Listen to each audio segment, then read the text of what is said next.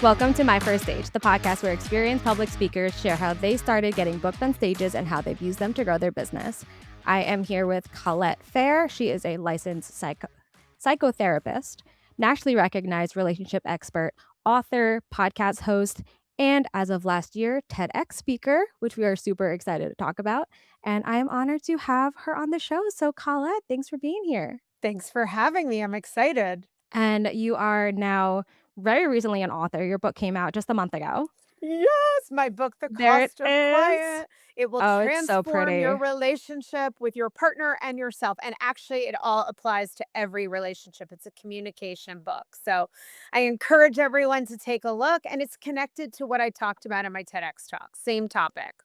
Yeah, and I do know a lot about your TEDx talk. I did watch the whole thing, of course, but I also worked with you on Yep. writing the script and figuring out those stories in it, which was so much fun. And I wanted to dive right into that. Yeah. Talk about how you became a TEDx speaker. That's the thing that so many speakers want to be, and you did it. So talk about it. Yeah, it was really hard, actually. It was harder than I thought it was going to be. It's exciting because there are more opportunities than ever now that there are so many local TEDx options. And yet there are more applications than ever. Some of these places I applied to got 150, 200, 300 plus applications per talk. So, like you said, everybody wants to do this. And so I set about First, I found someone I knew who had done a TEDx, and I set up a time to meet with them, buy them coffee, breakfast, pick their brain, find out about their experience, how they approached it. So I got some good tips from that.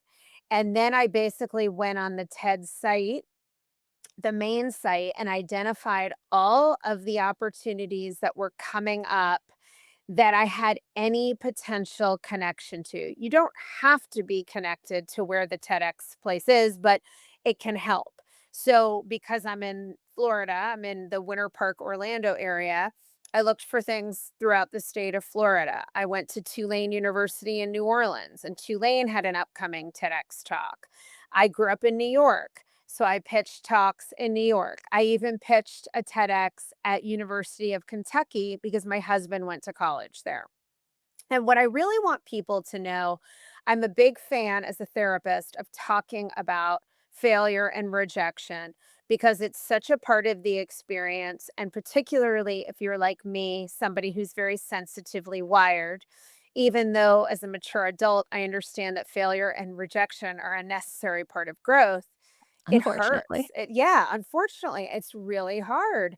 Yeah. And I had it in my mind for some reason that Tulane, my school, my alma mater, it was in May of 2025 that their talk would be. That would be literally the 30-year anniversary of graduating. I just had it in my head that this was what was meant to be, and they rejected me. And so did Um, all those other places. so of the, like, 16 colleges I applied to, Tulane is the only one that rejected me, so we can both be mad at Tulane University. There you go. Yes. Oh my God, I love it. All right, we have that in common, Sarah. Yes. Yeah, Now, I couldn't believe it. I really couldn't believe it. So it was hard. how you say, like, you applied to places that you had a connection with. Do you, like, write that connection in your application? Like, how did you Yeah. use that connection? Yeah. So this is, and yeah, before we even get to the actual talk I got, along the way, what I did, and this turned out to be, I think this is a pretty good process for people to use that I figured out the hard way. It's not very connected, these different talks. They all are run by, it operates like the franchise system with like a fast food restaurant, so they're all connected to TED, but they're all run separately. So every Mhm. different place has its own application, its own deadlines, its own process, and they can look very, very different. You can find all these talks that they exist on the main TED site, but they don't link you to the site for the specific talk. So you've got to then go and look up the talk, see if they have a website. A lot of times you'll find that they had a website for previous years, but they don't yet have one for this year. So then I would go on LinkedIn and look up the TED organizer who will be posted often on the site and see if I could find someone that way. And I'd send an email, hey, when will applications be open for 2025 or whatever the year you're applying? So then when I would do the application, I would make sure that either some have a Google form that you enter. Some want you to submit a couple of like written, a short synopsis of the talk. Some wanted, I mean, Tulane wanted an extensive outline of the entire talk. So that took me, They would. yeah, they would. And that took They're me a pretentious. They turned me down. yes. Yeah, exactly. We hate them now. So Yes. I had to do all that work, which is hard before you've even built your talk. I hadn't developed my talk at this point. So I would always find a place to put in, I'm really excited about this talk because I went to college at Tulane. I'm excited to do a talk at University of Kentucky because my husband is an alum and I've traveled to Kentucky with him many times over the years, right? I'm excited to do this talk in New York because this is my hometown and I grew up here and every place rejected me. I got 6 rejections. Now, really, I think I got it on my 7th try. From talking to other people, you may have to apply to much more than that. I actually have learned I probably got relatively lucky to land it on my 7th, but the experience was very discouraging along the way, and right before I got it, I began to feel like, "Oh my god, these applications take so much time, and is this ever gonna happen?" And then once it did happen, I'm curious, like, it's TEDx Talks are kind of like the top tier, they're what people strive for, and did it live up to the hype for you? Like, doing the talk, what came after? Like, how did it compare to what you expected? Well, I would really be failing your audience if I didn't at least mention the actual experience of it. I once I got the tuck, I was so excited.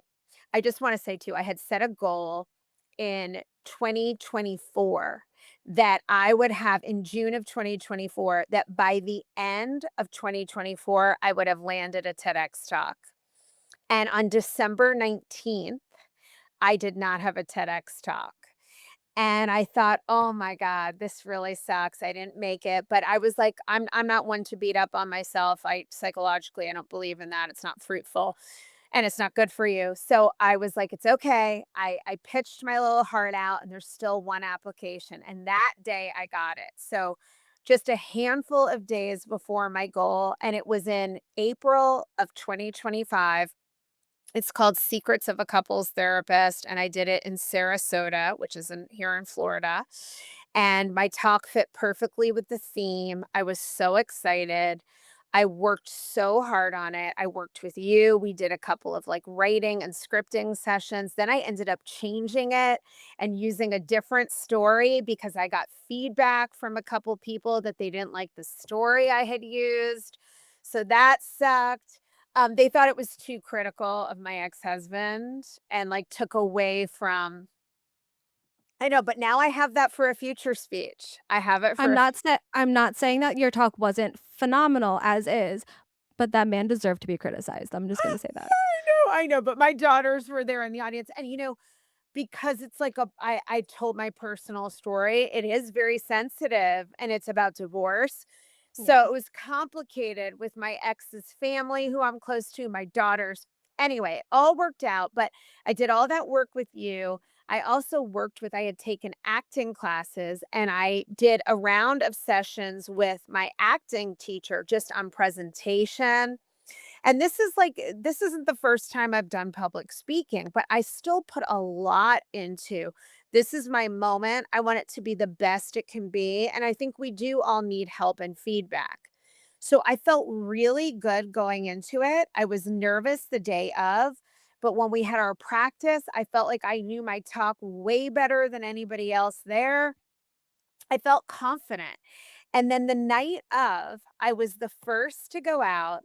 They had a whole new staff of like relatively young people, not that young people can't be great, but I walk out to this packed auditorium. dark, bright light on the stage. I'm the first one. It's exhilarating and terrifying, and the microphone wasn't on. So I walk out and there's thundering applause, and then they yank me back by the belt of my pants. And I'm sitting there in front of the whole audience. Everyone's looking at me, totally awkward. Then here's where it really went bad, Sarah. I get up on stage and I've crafted my TEDx talk wanted you to have slides. They wanted minimal words. They want visual anchors.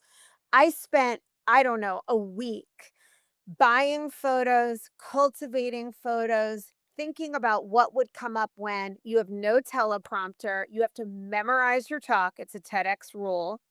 Of course, it doesn't necessarily come out exactly that way, but I had timed and planned this thing like to the nth degree. And I get up on stage and I start talking. The microphone's working. I'm like, all right, here we go. And about 60 seconds in, I feel comfortable. But just as I feel comfortable, I realize that the clicker isn't working and I can't move the slides. So I have a big, like, oh shit moment. Oh, I'm sorry. Am I allowed to curse? We had a pastor that said the F bomb like several times, so you're good. Great. Good to know. Okay. So I'm like, oh my God, what am I going to do? And then I said, forget it. I'm just going to let the cover slide be on. It is what it is. The show must go on. Well, some little 22-year-old intern backstage, and I say this with love, my daughter's 22, decides to start moving the slides for me, but she moves them all out of order. And so the thesis and the 3 points are coming up before I've even told the story, and it makes no sense. So now I'm totally distracted. I lost my way. I had to like pause for what felt like an eternity. And in my mind, the negative sabotaging thought I was thinking is, I wanted to have a run at being a TED editor's pick. And I'm thinking now this whole thing, I didn't know at the time that they edit the recording. And I thought, this is just ruined. All of this work and it's ruined. I got so distracted, I couldn't remember the talk, and then I just had that come to Jesus moment inside where I was like, "Fuck it. Fuck the script, fuck the slides. I'm just gonna, like, let them be out of order, and now I have to connect to my audience and just deliver a heartfelt performance." But it was the most difficult, I would say one of the most difficult, humiliating, scary moments of my life. I ended up getting it together, delivering a good performance. We edited out the pause and they let me go back through the presentation and look for that place where the slides were just totally crazy. And they used the camera that was on me instead of the slides. So you don't notice it in the final product. And in the end, I did get selected as a TED editor's pick and all was well. But it was a really scary, crazy experience. And you had told me, before I had watched it that there were, like, all of these problems, and then I watched it, I was just kind of, like, cringing for you, I'm like, "This is gonna like, something's bad's gonna happen," and I'm just waiting, and I'm waiting, and I'm like, "When is the bad? When is the bad?" Because They they edited really it like, out. they did a great job of I editing agree. it, and now you said it was a TED editor's pick, what does that mean? So TED, the big parent company, will choose certain talks that they want to feature and give, it's basically like an honor, and they'll send it out in their stuff to say, hey, here's one of our editors picks, like this is a good talk. So it's a nice honor. It meant my talk didn't come out, everybody else's talk was out within about 2 weeks of the date. Mine didn't come out for, wait, till April. So mine came out July 1st and I did it April 5th. That was my birthday present, it was your TED Oh, Talk.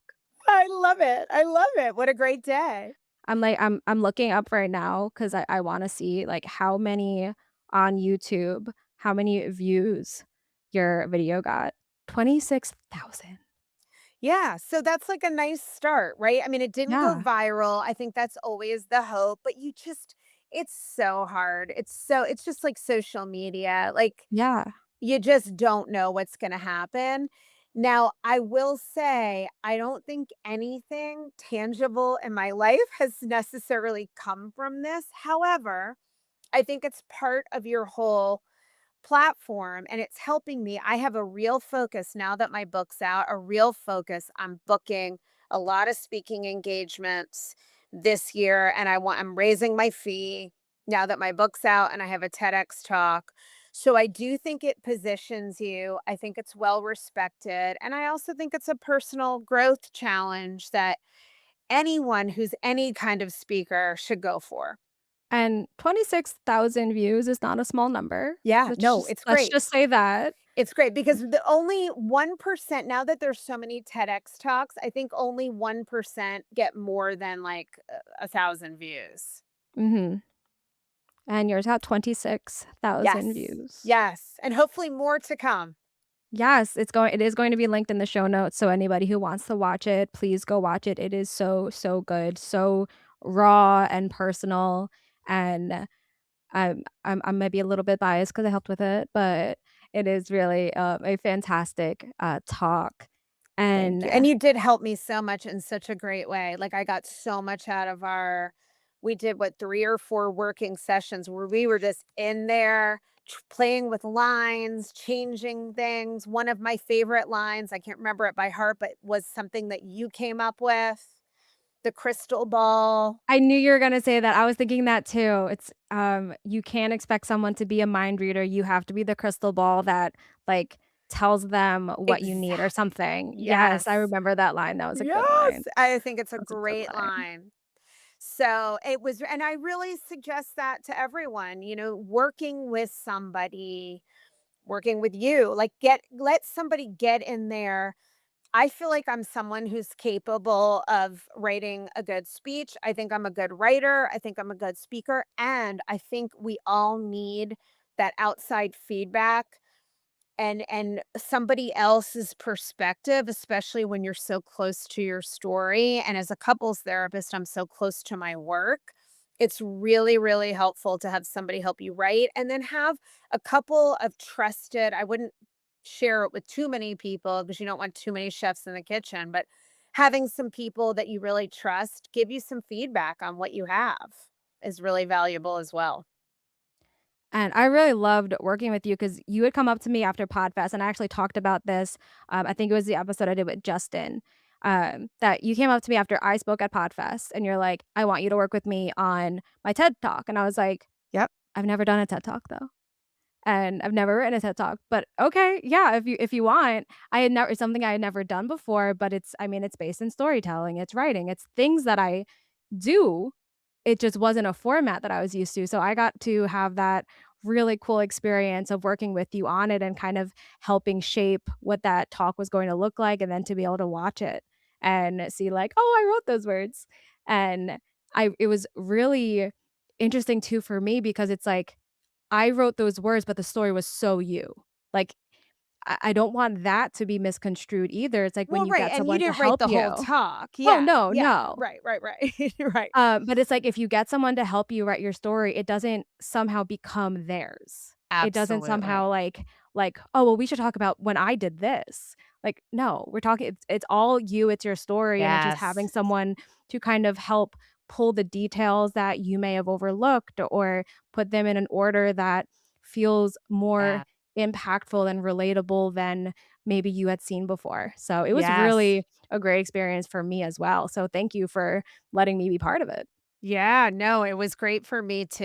And you added so much that was so good. And this is why I think it is so valuable to have collaborative partners at these stages. And to speak to what you just said, the reason I came up to you after Podfest was exactly that.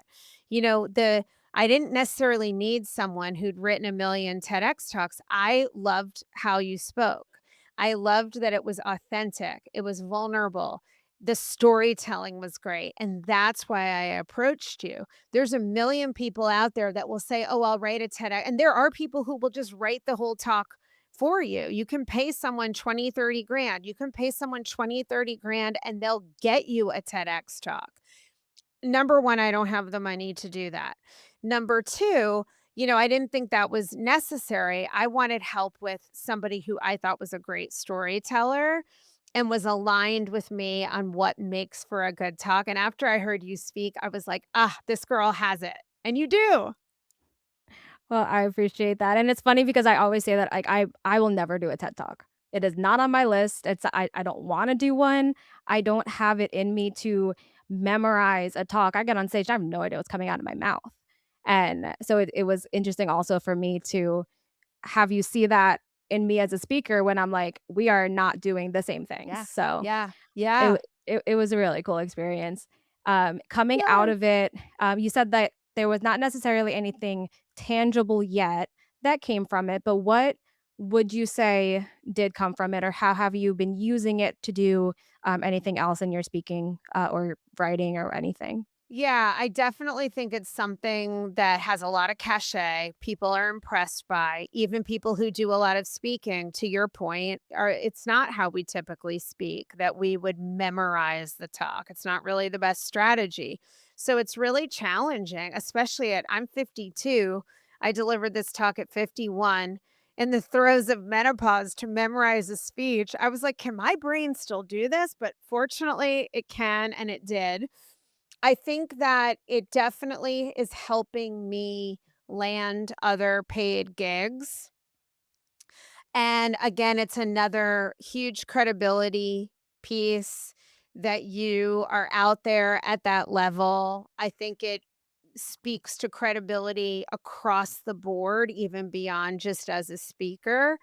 So anyone, and not that it needs to be a goal, but I think for anyone who is interested in it for whatever reason, I think it's well worth it. I just think it's part of your foundation though, and the platform you offer, and that it can probably help you raise your fee and book more speaking gigs.